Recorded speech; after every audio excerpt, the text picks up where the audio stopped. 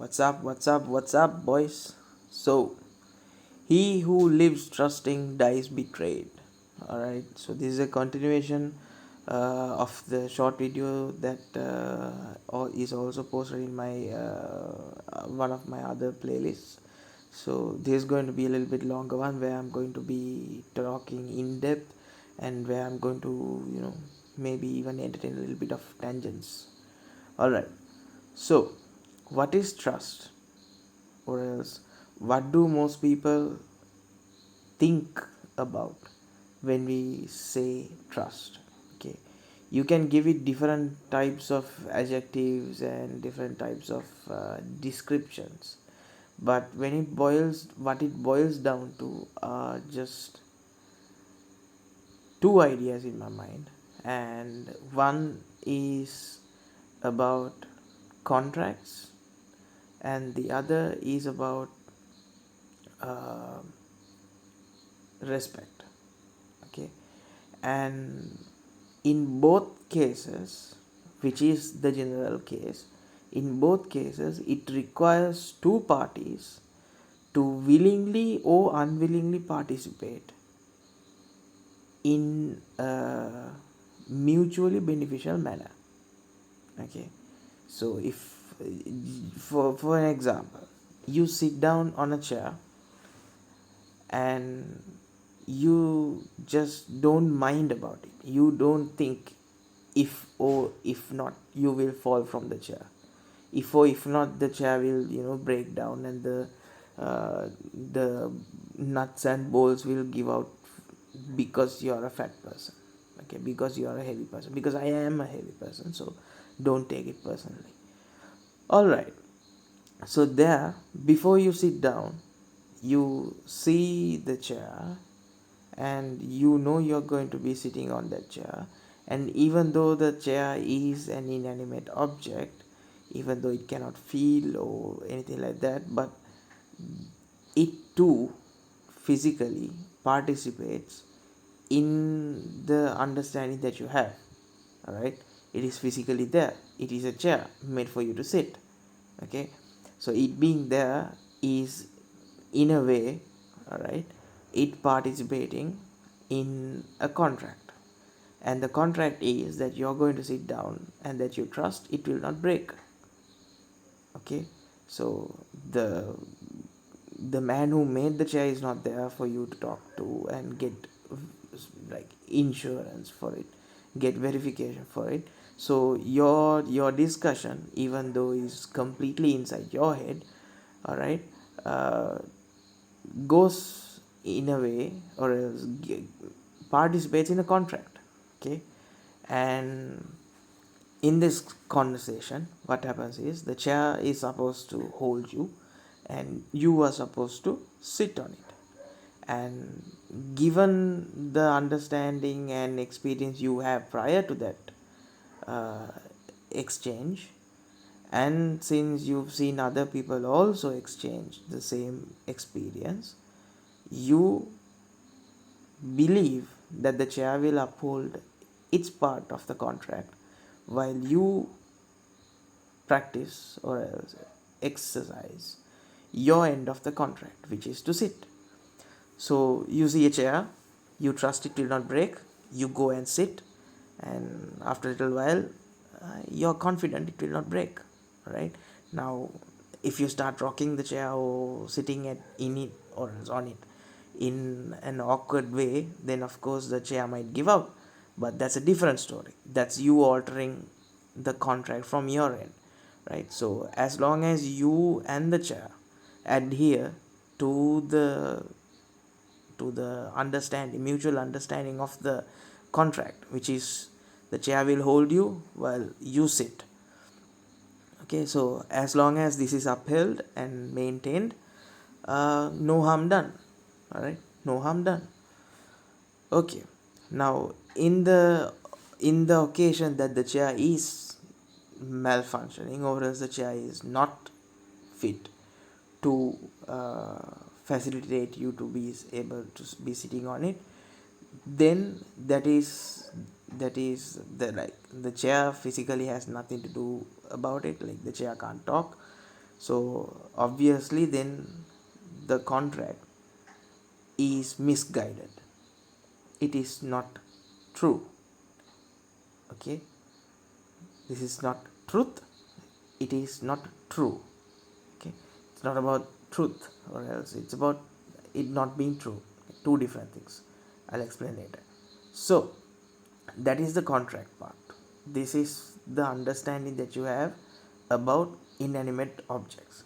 Now when it comes to a person, all right, a human being who can communicate, who can think, who can feel, who can speak up, all right, in that instance you or else trust means that you uh, you believe or else yeah, you have a feeling about this person whom you're dealing with is being truthful and honest to you, and you believe that the qualities that you have, right, and because of the qualities you have, that you too have to respect and mutually give that uh, honesty back to him.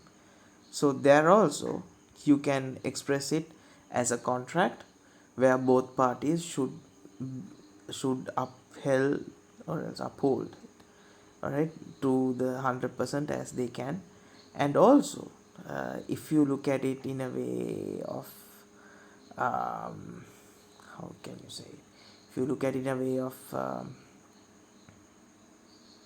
understanding, mutual understanding, or else yeah, mutual understanding is the best word to put it. If you look at it in that way, still it it makes two people to make a trusty bond. It takes two people to make a trusty bond. All right. Now that being explained, let me tell you the things that bother to me about it. Okay, so if the version of trust that we all think about, we all do, we all practice, we all use, okay, the only reason why it will work is, or else the only reason why it works for the time being, is that all members who are actively taking part in it, okay, tell themselves that they have to honor the contract, or else at least they have to honor their part in the contract. Okay, now this all fails the moment one of the two members just get something that is more valuable or more important than the contract. Okay, so for example, you have two friends who are the best and the best and the best of friends. They've been friends since kindergarten. All right, so these are best buddies, brothers from another mothers. Okay, not sure about that, need to contact the parents, but still, okay, these are brothers. All right, now what will it take for one of those brothers to betray the other? All right, we hear stories like this on a daily basis, right? We hear stories like this happening in like own blood relations, within own blood relations. Okay, so if your own blood can do stuff like that to you, then what what do we have to like, what can convince you to trust someone that doesn't share your blood, will not do so. Okay, so blood has nothing to do with it. All right, blood means nothing. All right, so just imagine, all right, given all the vices that are available for men and women alike, all right, in this world, all right, given all the vices, okay, what what is more valuable than the other person? Okay, right? So it could be any number of things, and from person to person it differs very, very much. It differs so much. But to say that there is no one on this planet that has none of the vices, like, if I asked you, if I gave you all the knowledge in the world and all the understanding, like if God came down and say, hey man, for a day I'm going to give you my power to know everything.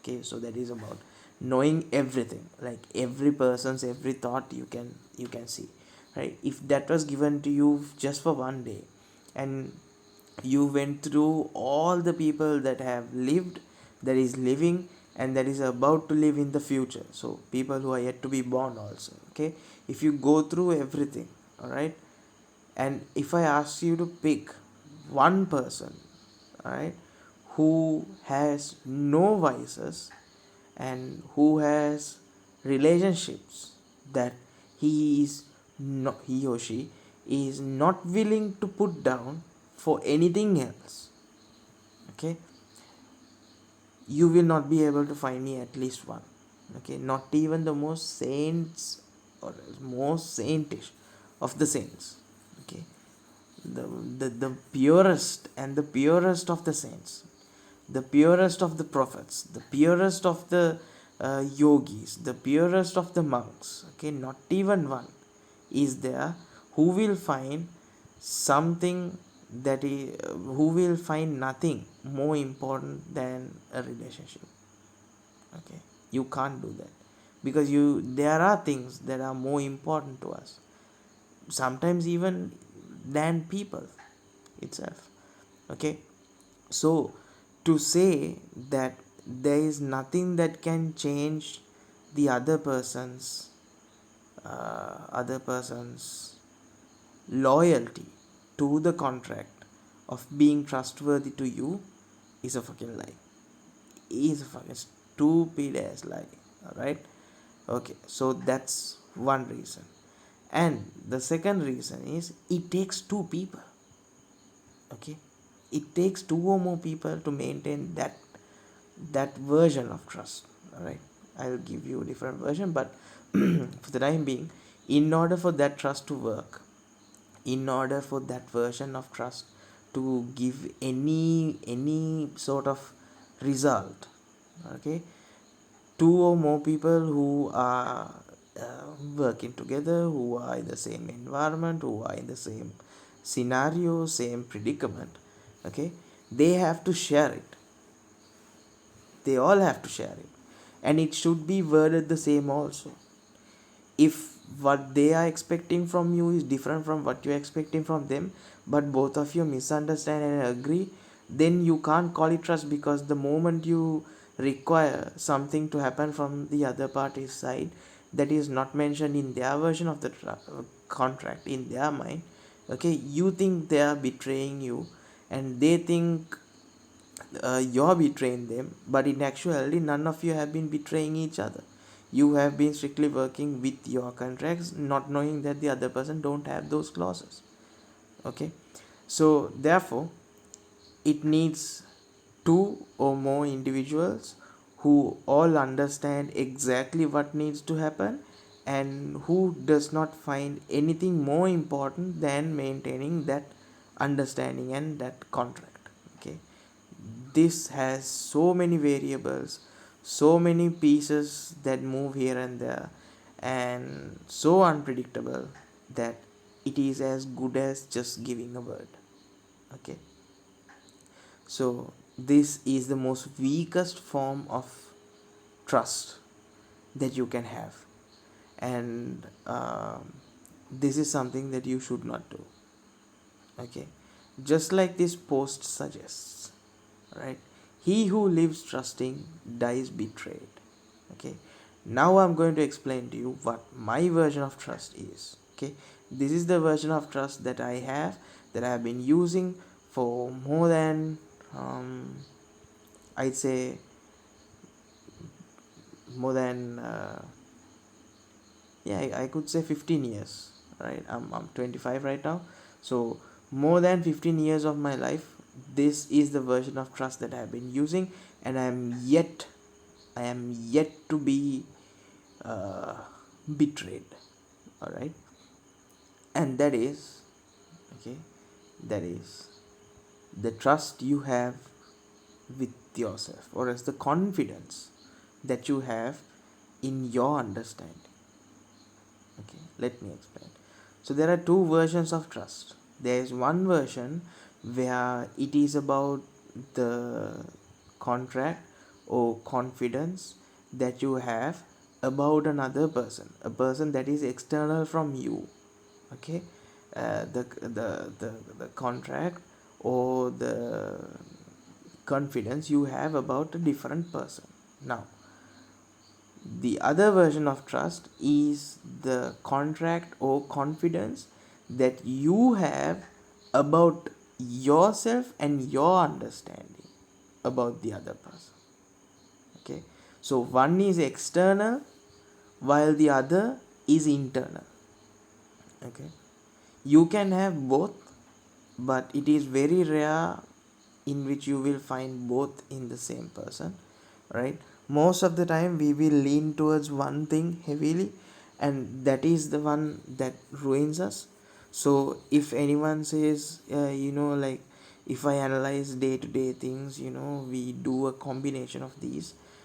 Yeah, you do a combination of these, but then if you actually note it down, it is not like 50-50.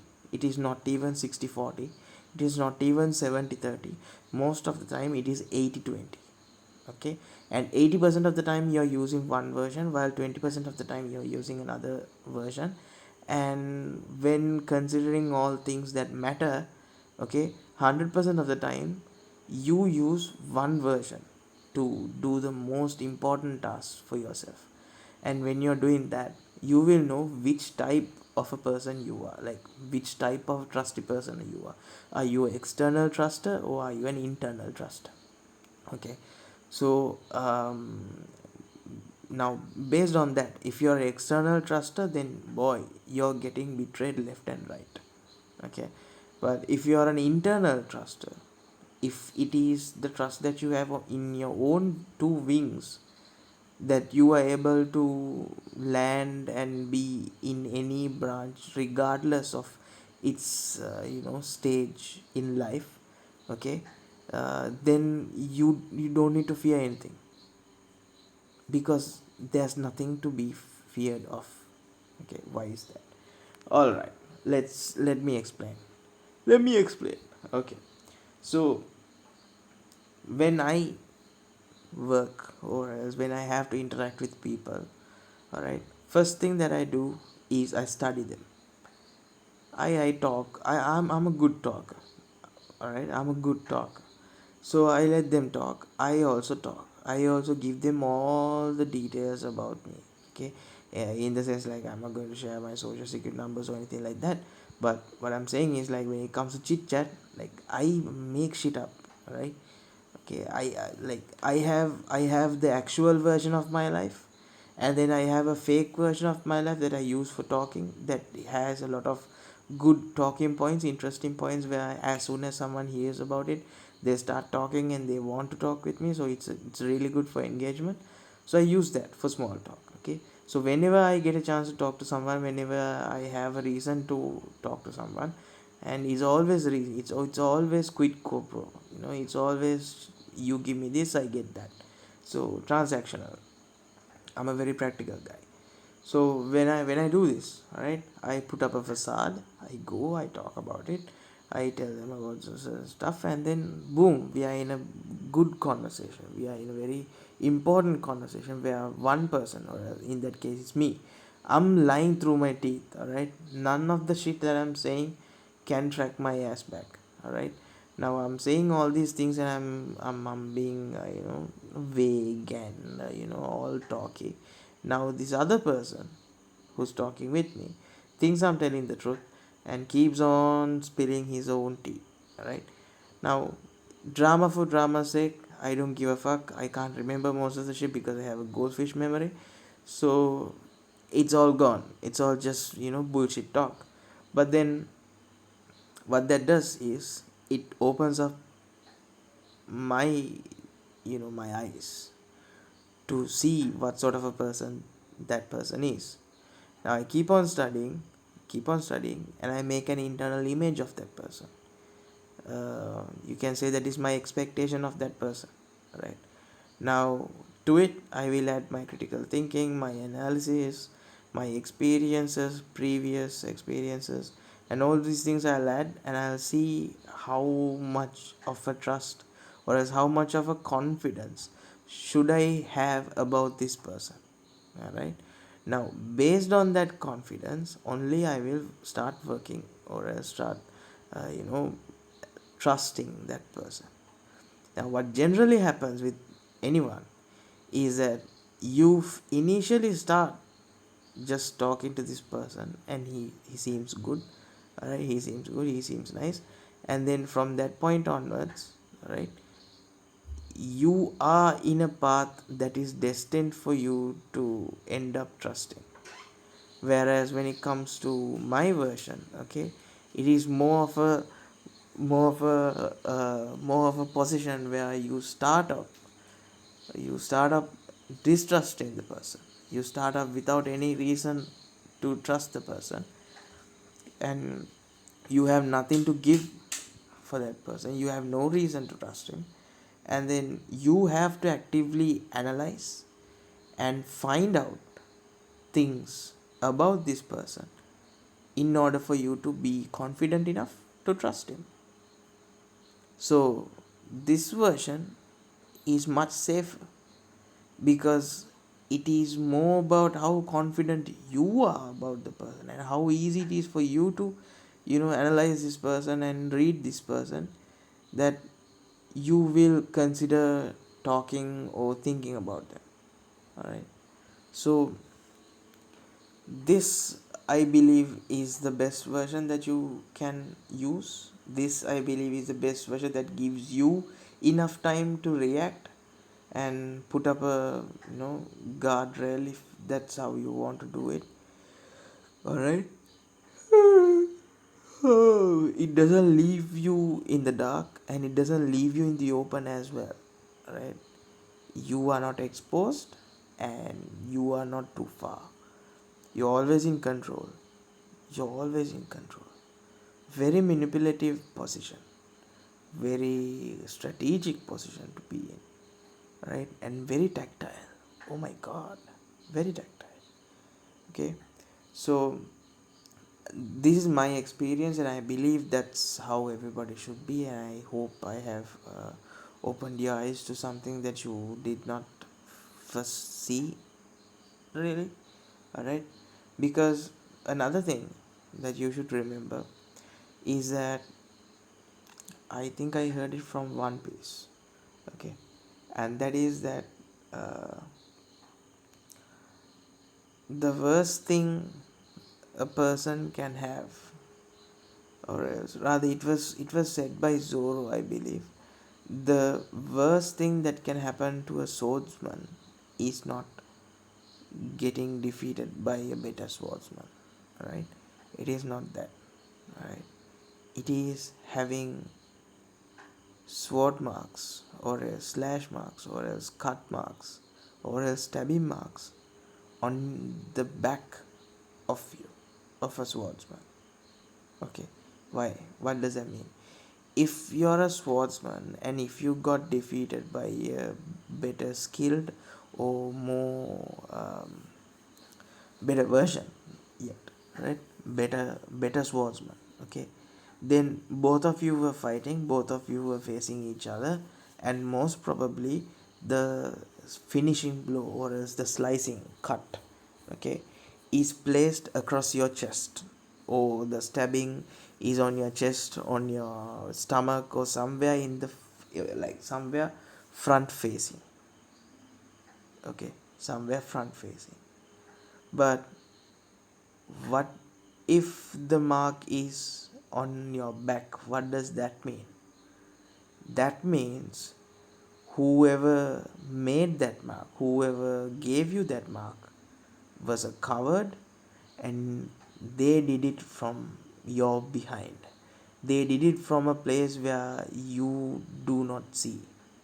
They did it from a place where even if they saw you, you wouldn't have enough time to what enough time to react to it. Okay, so because of that, right, and that explains, or else that brings light to brings light rather to the fact that the swordsman, okay, was too trusting about his companions, too open, right, too stupid also in that time, right, too stupid, and maybe even not expecting that. Okay, you always have to expect the unexpectable. Okay, you always have to dwell in the worst case scenario. Therefore, whatever marginal improvement you get from that point is still a huge fucking win. And even if you fail, like, you expected it, what the hell? It's always smiles. It's always smiles. There's no surprises. No surprises. Very boring also. But it's a damn safe life. I bet you my bottom half. Right? It's a damn safe life. Right? So, yeah. So that's what I can say about trust. Uh, we'll definitely do another video on how trusting God is. Okay, so keep an eye out for that. Because definitely now, imagine this. Okay, if trust is totally about the confidence you have about yourself. Okay, the confidence you have about your ability to judge people, then even if you're wrong about something, it is not that that person betrayed you. No, no, no. It is that you have betrayed yourself. In the sense, it's not betrayal also. You have misjudged the other person. Okay, you should have judged more. So it is your shortcoming and you have to improve. Rather, in the other scenario, when the other person does not uphold their part of the contract, you go out screaming to them, why have you done this to me? Why do you do this to me? How could you do this to me? But when shit happens to me, it's, oh, my bad. I thought too great of you. My bad. I wouldn't do that again. My bad. It's all internal. It's very safe. It's very safe and it's very eye opening. Okay, it rapidly improves your confidence, like in magnitudes. Okay, not marginal, in magnitudes. And it overall makes you a better person. Okay, if more of the people trust in themselves rather than others, we still will end up in a far better future than how we are doing it right now. Okay, community is good, community is important, community is how we can go further, but that doesn't mean the whole community should trust each other. Oh, no, no, no. Right, the prisons, like, prisons thrive and the societies inside the prison thrive. Okay, but we know that as soon as you get into prisons, right, in the prison system, it's all racial, right, it's all divided, blacks, whites, and all this stuff. Okay, so so if the prison society is doing great, like we both agree that it is not great, but still if it is functioning, right, and if like when you look at it, in some aspects their economy, or is the economy that they maintain inside, even though nothing like that can happen. Okay, the economy that they maintain inside, the rules and regulations, the code of conduct, the ethics, the merits, right, all these things, how they take care, um, how they go about their life, right, all these things, they are mirror images of the society.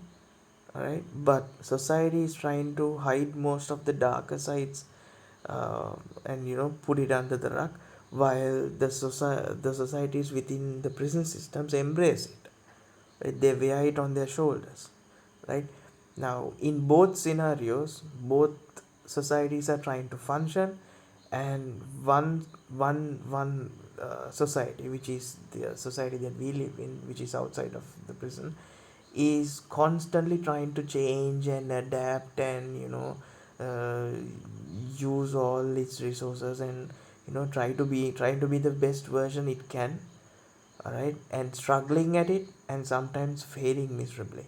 But then you have the prison system and the societies within that who have not changed, right, who have stayed as they are, very racial, very prejudicial, and very judgmental, all right, but still they're thriving. Okay, so trusting is also like that, right? You can have one version of trust which is heavily based on communal values, while the other version of trust which is more self-centric and selfish and self-driven, right? But still, that self-driven one is much safer, while it is very blunt, right? Much safer and direct and easy to do and have a good track record, proven track record, while this other version is constantly changing due to various things and various reasons, right? That version has a lot of moving pieces, a lot of links, a lot of gaps, a lot of places where other stuff have been placed within it and passed, or else welded together. Okay, so there are so like that, it is not even one cohesive version of trust that needs to happen. It's a whole continuation of chain events that need to happen, that should keep on happening in order for that trust to be maintained. But here in this other version, which is the version that I'm subscribing to, it's only one thing, and it is done by you, right? There are no moving parts, there are no conditionals, there are no uh,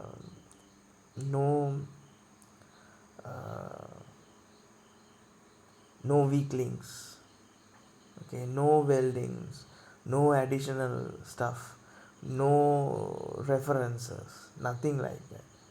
It is totally how confident you are in understanding people, in reading people, and how confident you are about the information that you have. Okay, so you rule it, you have the power, and nobody can fucking do anything. So stay alert, stay, keep your eyes open, and yeah, have a great day. Don't trust anyone, no one, not even God. Okay, bye.